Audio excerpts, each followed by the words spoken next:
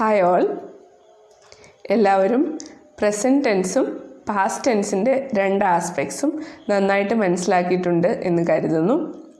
ആരെങ്കിലും എൻ്റെ വീഡിയോസ് കാണാത്തവരുണ്ടെങ്കിൽ ഡിസ്ക്രിപ്ഷൻ ബോക്സിലും എൻഡ് സ്ക്രീനിലും അതിൻ്റെ ലിങ്ക്സ് കൊടുത്തിട്ടുണ്ട്. അതിൽ ക്ലിക്ക് ചെയ്ത് വീഡിയോസ് കാണാവുന്നതാണ്. ഞാൻ ഹുസ്ന അമീൻ. നിങ്ങളിപ്പോൾ കണ്ടുകൊണ്ടിരിക്കുന്നത് എൻ്റെ യൂട്യൂബ് ചാനൽ ഇംഗ്ലീഷ് ഇൻസൈറ്റ്സ് വിത്ത് ഹുസ്ന. ഇന്ന് നമ്മൾ പഠിക്കാൻ പോകുന്നത് പാസ്റ്റ് പെർഫെക്റ്റ് ടെൻസ് ആണ്. പാസ്റ്റ് പെർഫെക്റ്റ് ടെൻസ് എന്ന് പറയുന്നത് പാസ്റ്റ് ടെൻസിൻ്റെ മൂന്നാമത്തെ ആസ്പെക്റ്റ് അല്ലെങ്കിൽ ടൈപ്പാണ്.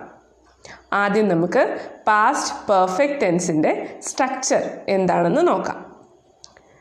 Subject plus had had plus past participle form of the verb plus object. ഒന്നും കൂടെ പറയാം. Subject plus had plus past participle form of the verb plus object. ഇനി നമുക്ക് പാസ്റ്റ് പെർഫെക്റ്റ് ടെൻസിൻ്റെ ഉപയോഗങ്ങൾ നോക്കാം.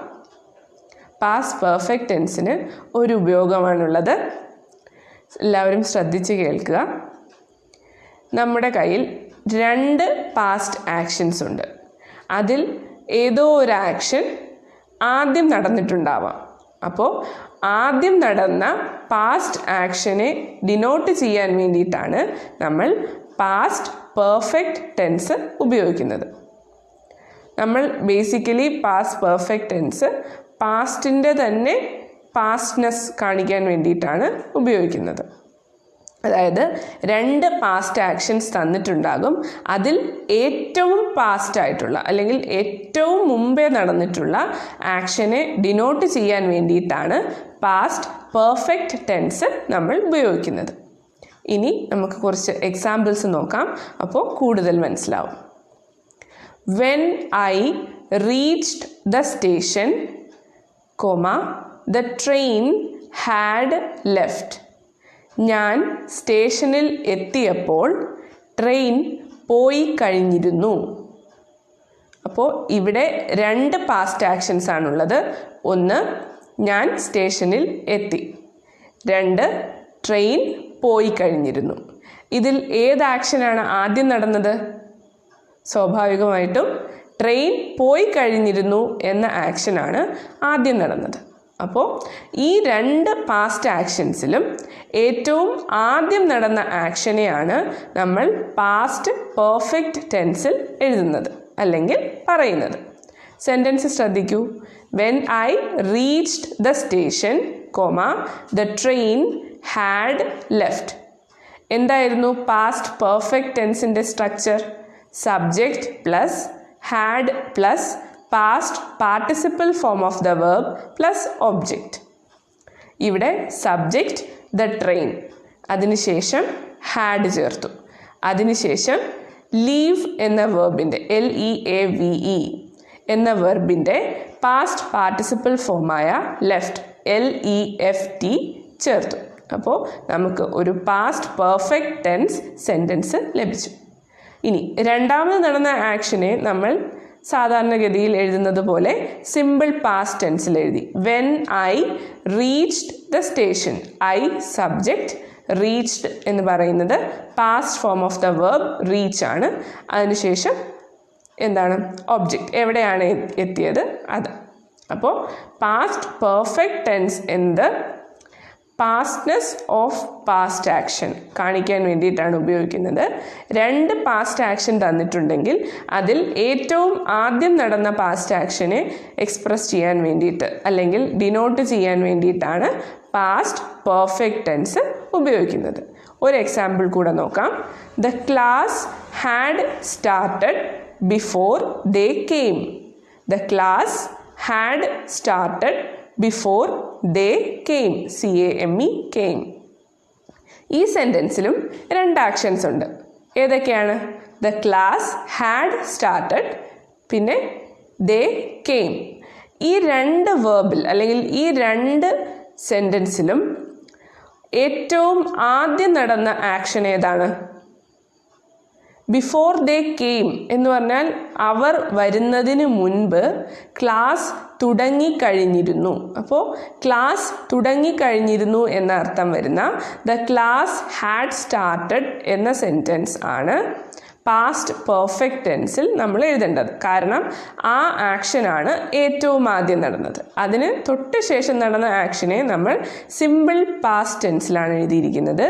ദേ സബ്ജക്റ്റ്, കമ്മിൻ്റെ പാസ്റ്റ് ഫോമാണ് കെയിം. അപ്പോൾ നമുക്ക് the class had started before they came എന്ന് കിട്ടി.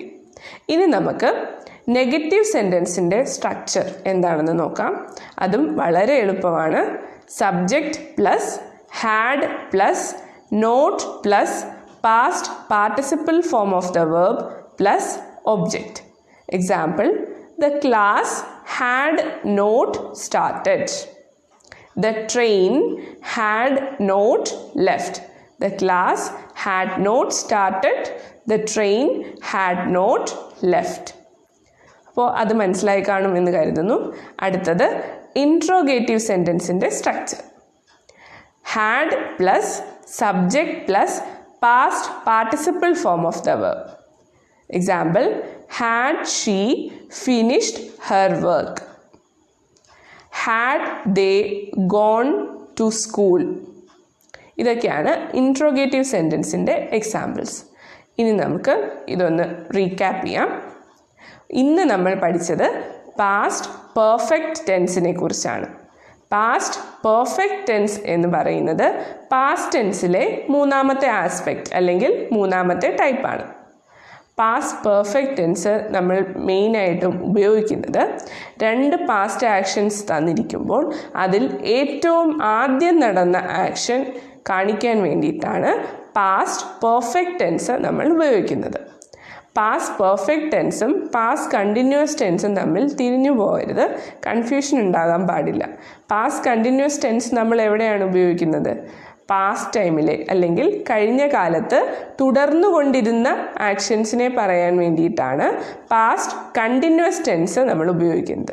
എന്നാൽ പാസ്റ്റ് പെർഫെക്റ്റ് ടെൻസ് നമ്മൾ ഉപയോഗിക്കുന്നത് രണ്ട് പാസ്റ്റ് ആക്ഷൻസ്, രണ്ട് പ്രവർത്തികൾ കഴിഞ്ഞ കാലത്ത് നടന്നപ്പോൾ അതിൽ ഏറ്റവും ആദ്യം കംപ്ലീറ്റ് ആയ ആക്ഷൻസ് പറയാൻ വേണ്ടിയിട്ടാണ് പാസ്റ്റ് പെർഫെക്റ്റ് ടെൻസ് നമ്മൾ ഉപയോഗിക്കുന്നത്.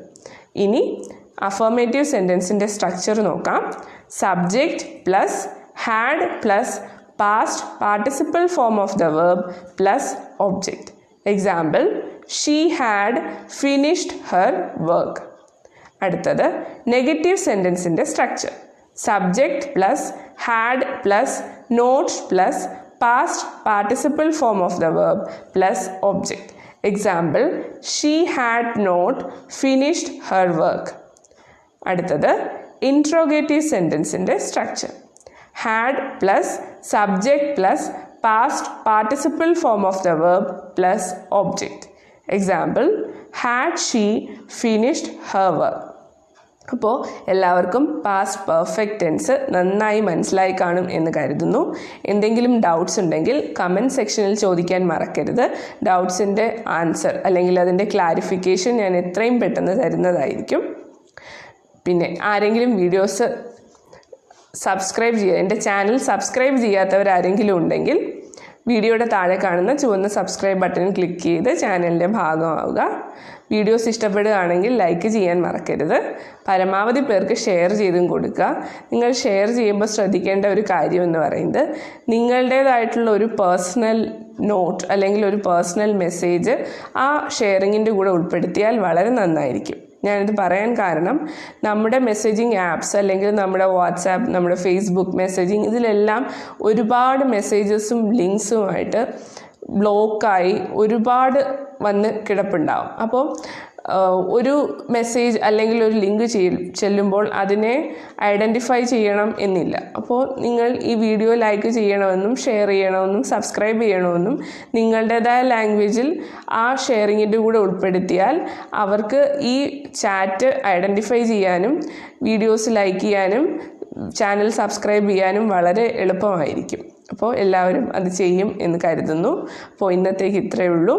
നമുക്കിനി അടുത്ത വീഡിയോയിൽ കാണാം. Till then, take care. Have a nice day.